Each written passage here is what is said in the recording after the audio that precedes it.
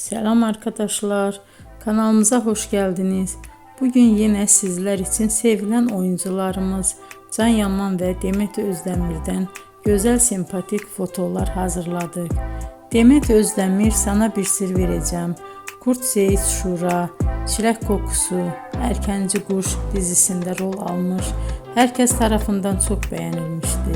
Biz de sizler için onların sempatik videolarını hazırladık. Bu muhteşem videoların devam etmesini istiyorsanız bol bol yorum yazıp ve bildirimi her zaman açık bırakın ki videolarımız ilk önce siz görün. Hoşça kalın arkadaşlar.